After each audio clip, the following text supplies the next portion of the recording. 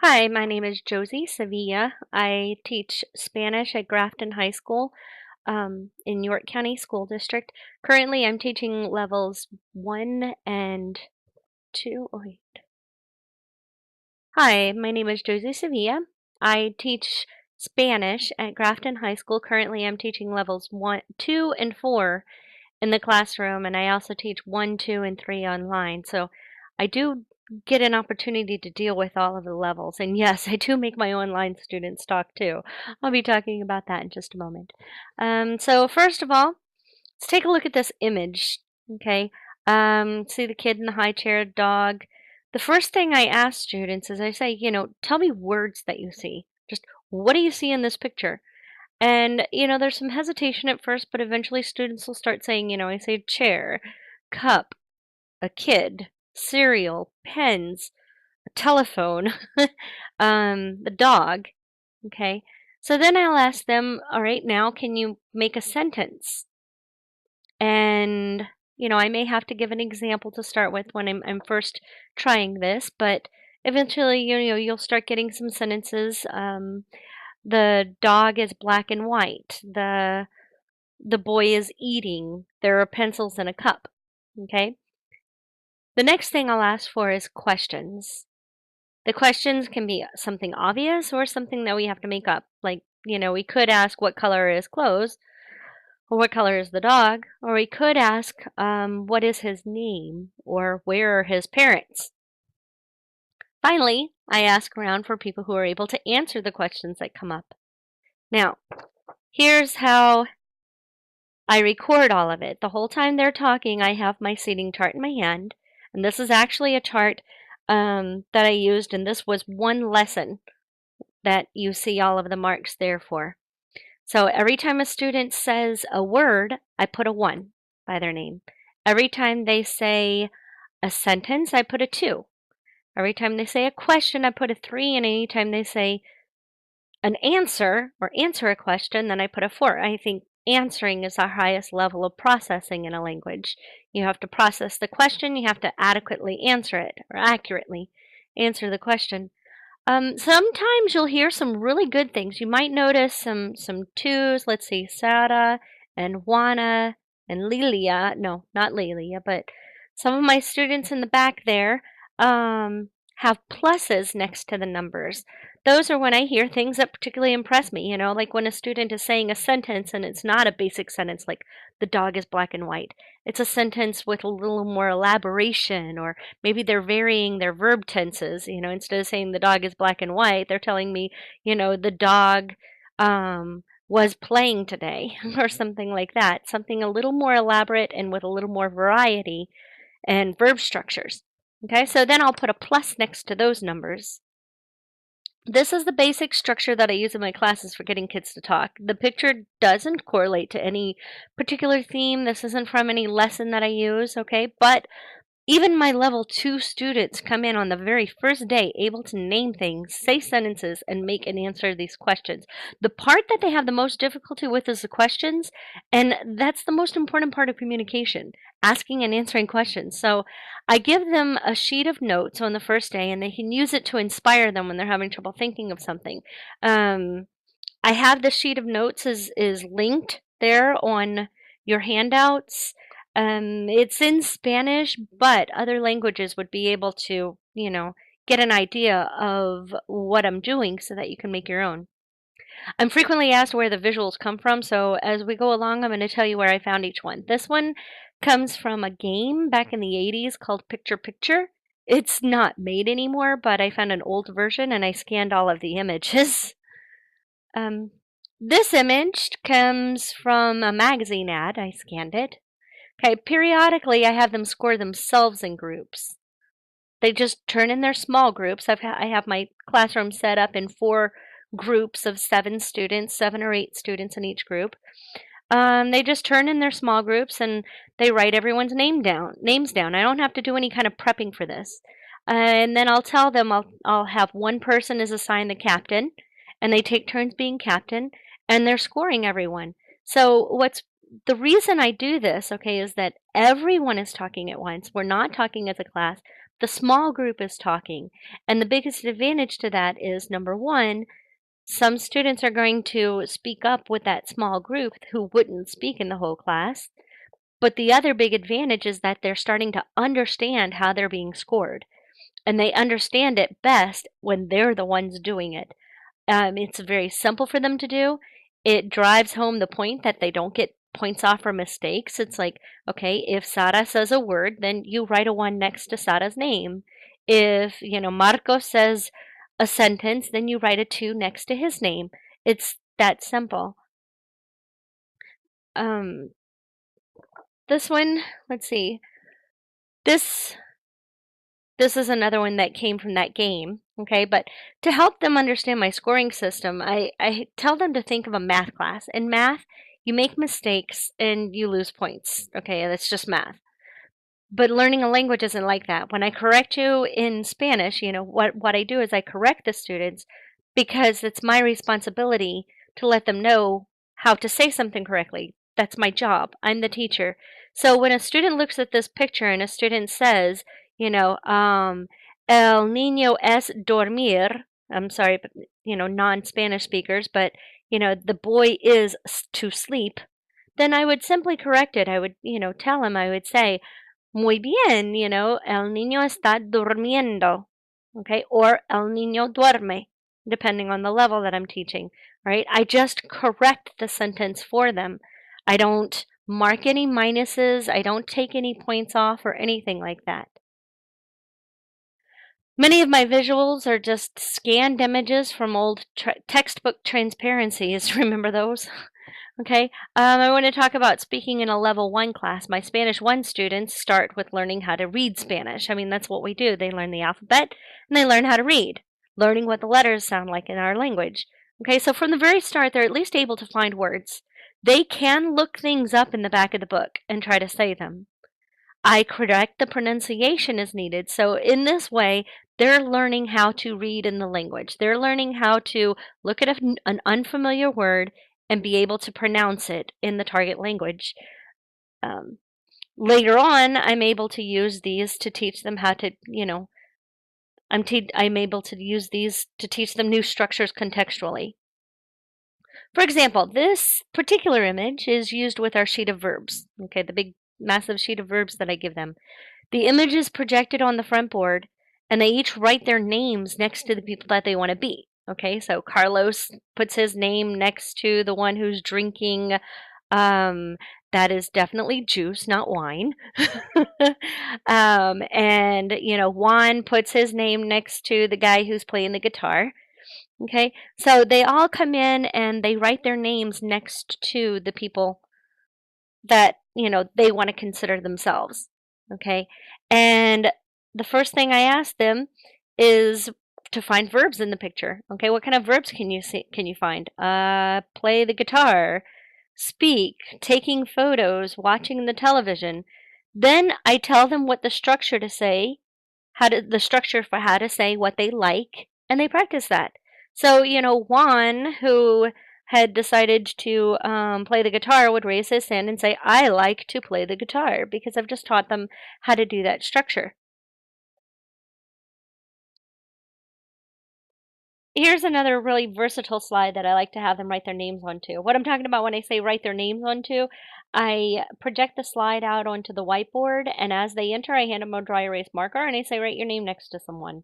Okay, so there are many, many verbs going on in it, and it can be used to introduce any new verb forms. Another thing you can try is having them ask false statements and correct them.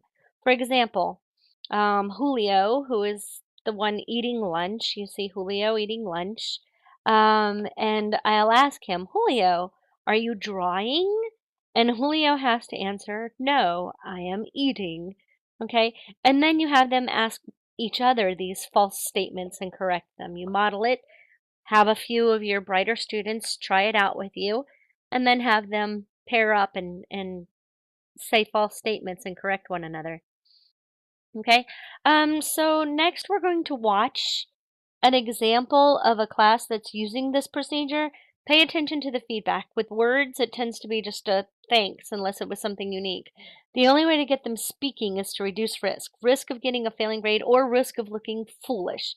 I explain the grading system to them right away. I tell them exactly what I'm writing on the chart, and I point out that I don't give minuses. There are no negatives. If they make a mistake, I help them, but it's not recorded for the grade.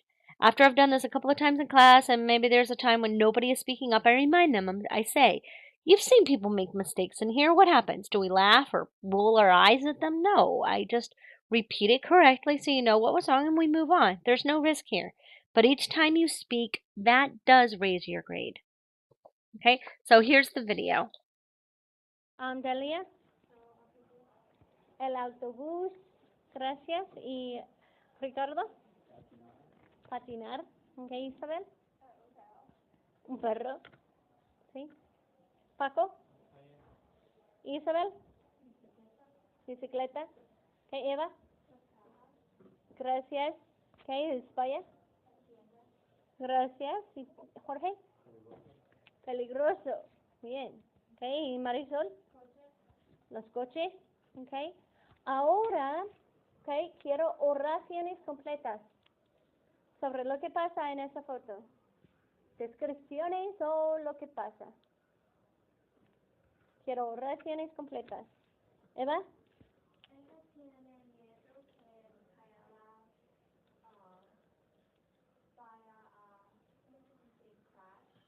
Chocar.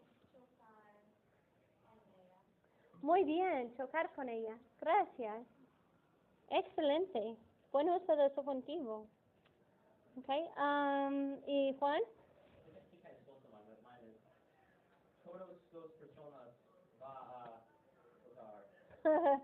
Todas las personas van a chocar. Sí, gracias. Okay, Isabel.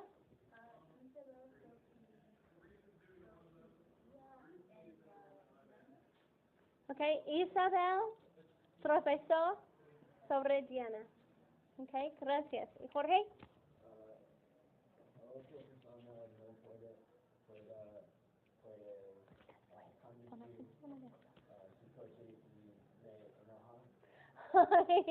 Muy bien, me gusta que lo hagas personal, okay? Me gusta esta perspectiva personal, okay? Gracias, muy bien. Alright, ¿y Delfina?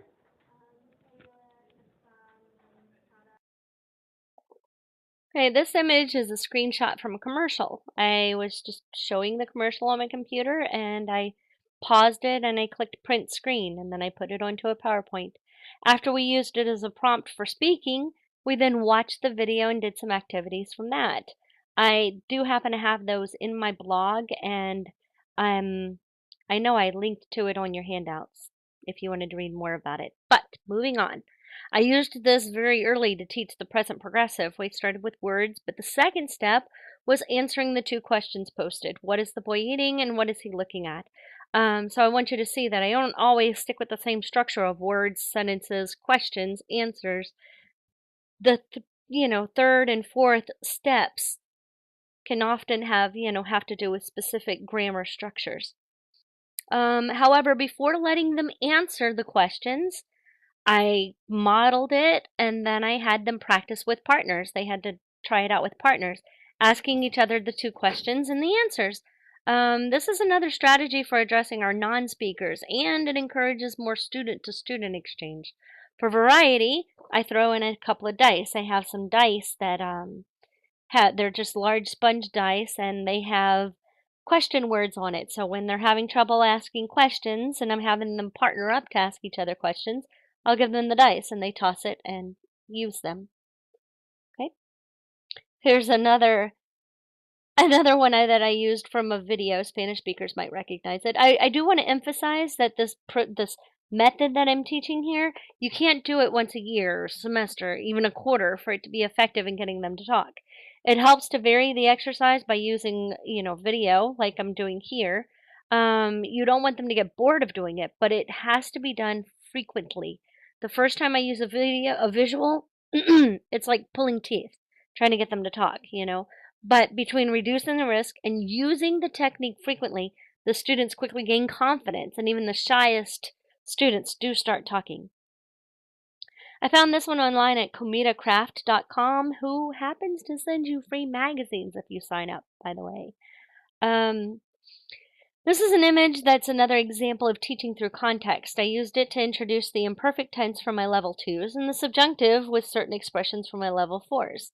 One frequent concern I hear from coworkers is that they don't want this to take away time from instruction. So use it for the instruction. They are practicing the structures orally, and then I have them writing out. I'm going to be talking about the writing follow-ups pretty soon.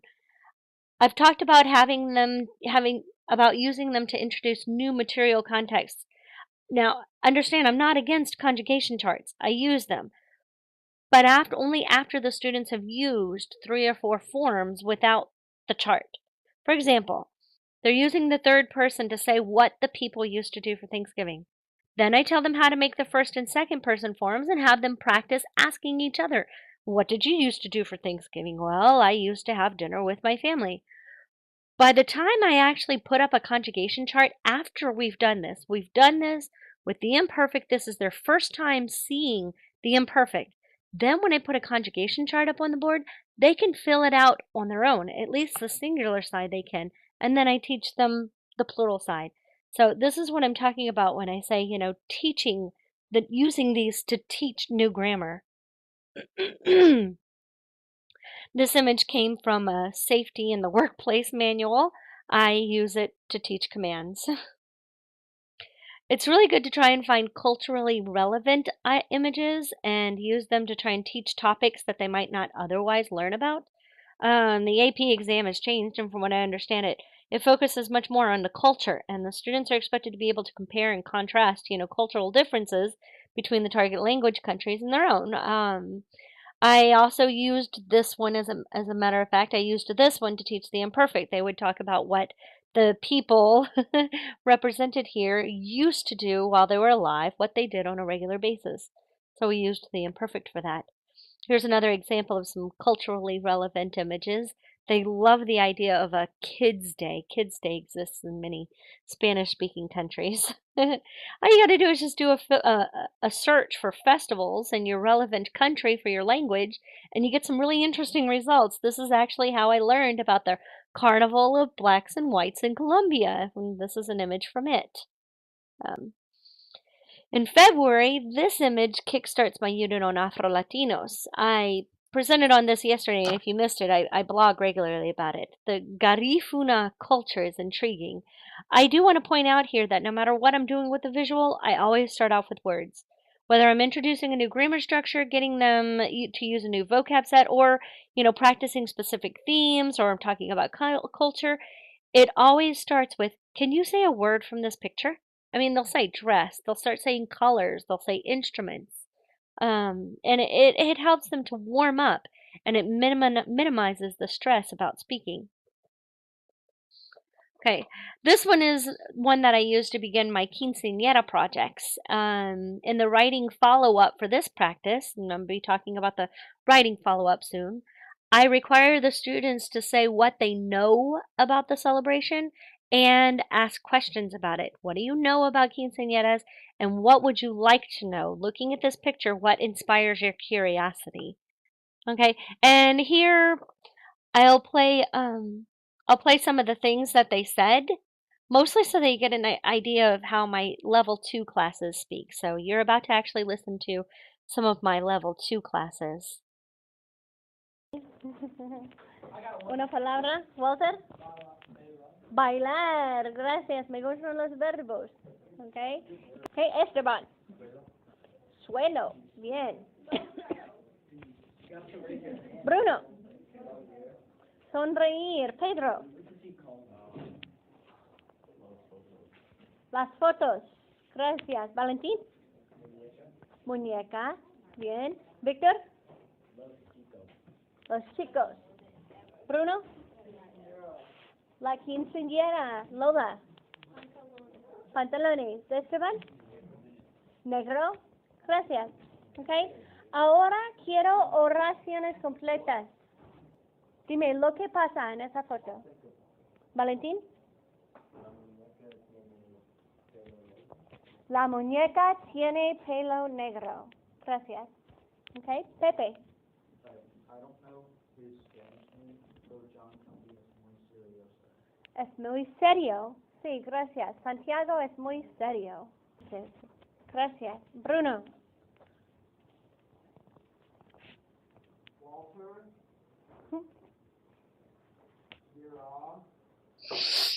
Walter, Okay. Gracias.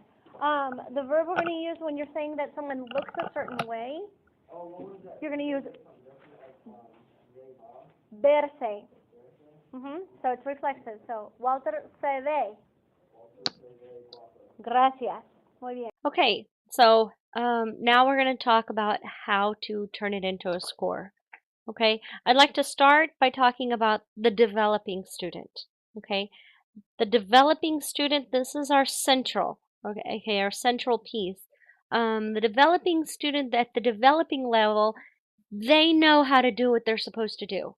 It's kind of like, you think about the checklist. You give them a checklist and they do it.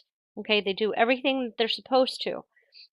They know what to do with the language and they can communicate effectively.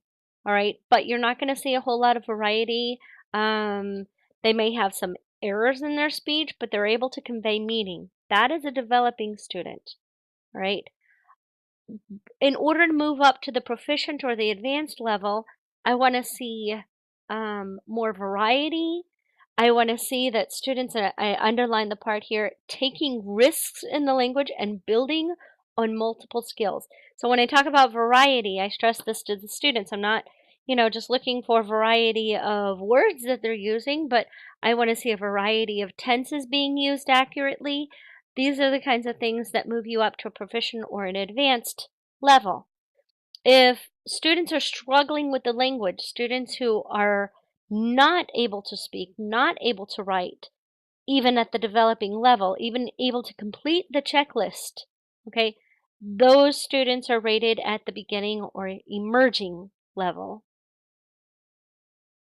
Okay, this is what it looks like when we assign it numbers, right? Now, so I can look at the chart and I can get an idea of where they belong in this chart. Here's how it looks. Okay, you saw my seating chart, so my seating chart is there in the background. If you look down at the bottom here, first look for the developing. A developing student on the chart would have a variety of numbers. I want to see 1s, 2s, 3s, and 4s. Okay, they probably wouldn't have pluses, all right? But they would have, at least the 3s. They might not even have 4s, okay? In order to get the 9 or the 10, I expect to see more 4s, more pluses, and of course the more 4s and pluses, along with a variety of numbers, that's where they move to a 9 or a 10. The students who only have 1s, they score a 6 out of 10. This means that the student who is only able to say words scores 60%. 60% is a recoverable grade, okay? They can come up from that, but that's what they score. They score 60% for saying words in the class. Hopefully those students, do move up in the chart as the class goes on. Okay, this is the sheet that they get for writing. I don't grade it until we've completed the exercise 5 times. Okay, so I have a broad sample of what the students' writing abilities are over a series of days. It's graded using the same rubric. If they've done everything they were told, okay, you can see my assignment there. This is a sample of the writing assignment that they would have after we've spoken. Then they look up on the board and they see that in the paso uno, the first paso box, they're going to write 6 words. In the second paso box, they're writing 2 questions, and in the third paso box, they're answering the questions. Now, if I've used this speaking assignment to practice a new grammar concept or to practice, a familiar grammar concept, then paso dos and paso tres will often have to do with that grammar concept. I also use these PASO sheets for quick follow-ups on a variety of tests. If they read an article, in class, and then I give them the PASO sheets, and they have to, number one, write words that they recognize. Number two, write basic statements indicating the topic of the reading. Okay. And number three, they would write questions about the reading. Okay, in that same manner, I've also used the same sheet to follow up from a video clip that we watched. So I just want you to know, this basic chart in the 3 different steps with the date in front is a very, very useful chart. It can be used for a lot of things in class. I do want to note that I have very rarely, but I have had students who wrote so little on the sheet that I couldn't even give them 60%.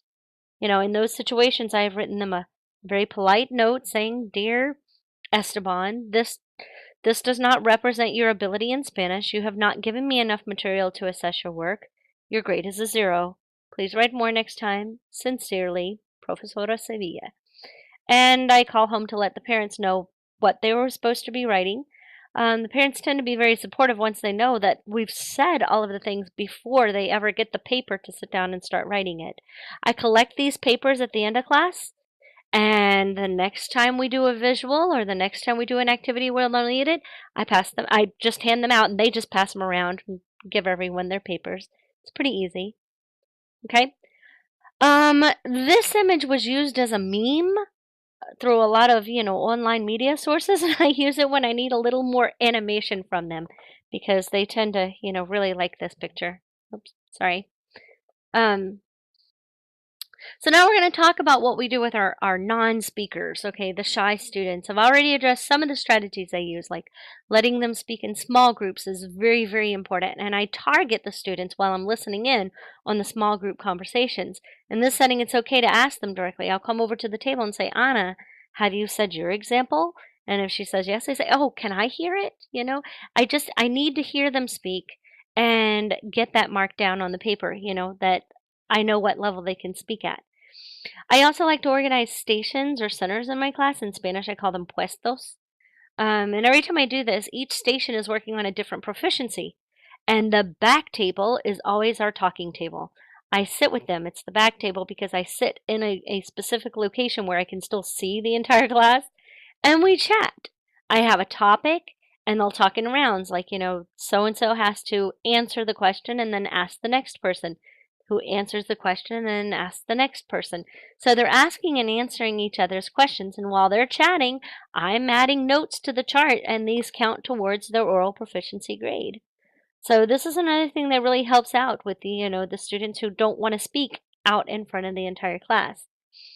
If necessary, I do sometimes have a one-on-one conversation with these students, reminding them of the no risk and concluding with, if you're shy about speaking, just start with a word. I know you can say a word in Spanish, okay? And usually that'll work. But even if they don't, my other methods make sure that nobody is left without some marks on the chart, enough to give them a grade and still let me know who struggles with speaking. I also happen to have an online option for them, but this is probably unique to me personally. I teach online classes, as I said, and they have to do the same things. I'll put these up, and my online students, we talk. We have conversations about the images. So I invite my students from the school to join our online sessions, and I can grade their speaking there as well. So the students who are too afraid to speak in front of their classmates, maybe they'll do fine behind a computer monitor with a mic. Hey, this image came from awkwardfamilyphotos.com, and it was great for describing people and talking about family. And there are certain concepts that need to get reinforced all year. So thanks to using this strategy in class. In Spanish, we focus a lot on the verbs ser and estar. Both words mean to be, but they're used differently. So, like, for example, with this image, I would ask them for some description sentences. And then afterwards, I would ask them for some position or location sentences and get them practicing with both. Eventually, someone always asks, "How many people are there in the photo?" And that's when you notice that there are 7 people in the photo instead of the 6 that you originally saw. Okay, let's talk about formal speaking assessments. I struggled with for years with how to do this. I've had them sit in the hallway. Oh, I found this absolutely the worst for maintaining the target language. I often get, oh, gee, I can't remember how to say that word, or saying things because they feel like I'm going to help them, because we're one on one. They feel comfortable, but in a way that becomes an informal chat, about what they know and don't know, and that makes me really uncomfortable. So I try to avoid the out in the hallway thing. I've had whole class speaking in a big circle, and some students just really struggled with that. I've also had it where, I pulled two names randomly and they created a conversation with some specific guidelines. But in recent years, I started doing a different kind of speaking test, and it's something that I found works best for me. I do it in their small groups. Like I said, there's 4 small groups in the class with 7 to 8 students in each group. I have their writing topic on the board, and 3 of the groups will be working on brainstorming for their writing topic. Okay, that'll be on the test the following day. But while they're doing that, the 4th group is the one that I sit down with and we do our speaking portion. Here's what my grading chart looks like. So each student is going to be responsible for a monologue, a comment, and a question. Sometimes, depending on the topic, we have 2 questions instead of a question and a comment, but this assesses them both on the presentational and interpersonal communication. Okay, in this particular chart, Rogelio gave his monologue. There we go. So there are their names, Rogelio, Estefania, Carlos, and Hilda.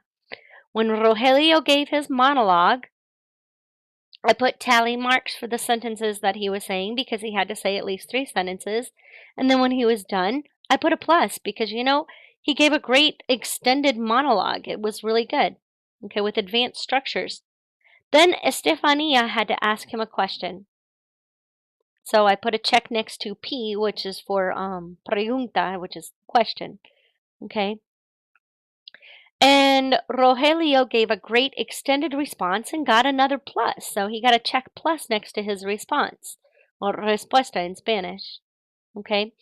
Carlos commented, but he did get a minus there because his comment didn't use the subjunctive and they were required to use the subjunctive.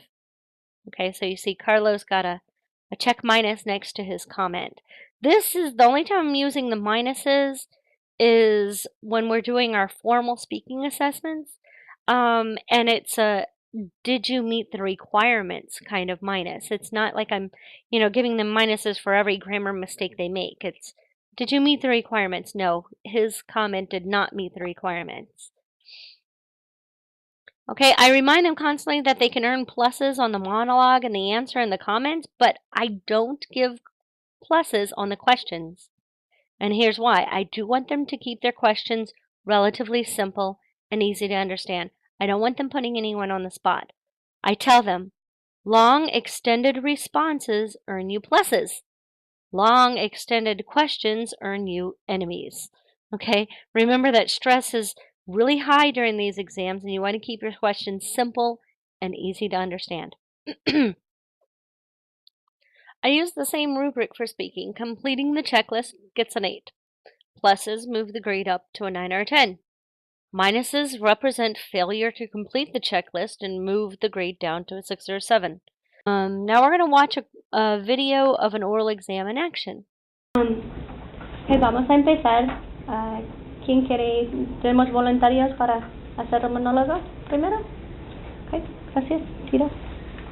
Este verano estoy viajando el país y visitando muchas universidades como Duke, Richmond, Princeton, Vanderbilt y mucho más. Después de la visita que voy a tener, prácticas de fútbol americano en Grafton. Durante todo verano voy a trabajar en las tareas escolares para química, historia y inglés y español. Gracias. Okay. ¿Quién le puede hacer una pregunta? Okay, Yolanda. ¿Qué universidad fue tu favorito y por qué? Mi favorito universidad es Duke porque es grande y muy inteligente y visito muchos. Okay. Gracias. ¿Y quién puede hacerle un comentario? Okay, Micaela. ¿Es necesario que tú tengas un grado cuando vaya a Duke? Okay. Muy bien. Okay, y el próximo monólogo. ¿Quién va a empezar con el próximo monólogo? Yolanda. Okay. Este verano jugaré softball todas las semanas. Voy a ir a Florida por un campamento a la Universidad de Florida por softball y también trabajaré este verano. Mi trabajo consiste a asistir a los niños y los niños son los niños tienen 2 a 10 años y espero que divierta este verano. Gracias. ¿Y quién le puede hacer una pregunta? Contigo. ¿De qué equipo tu juego por softball? Mi equipo es Bay River Rumble y es por las niñas que tienen 5 y 15 y 16 años y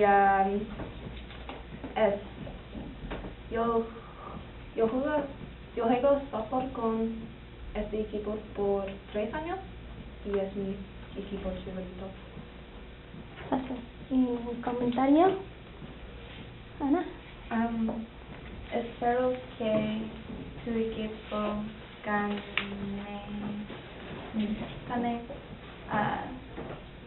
y tenga gracias.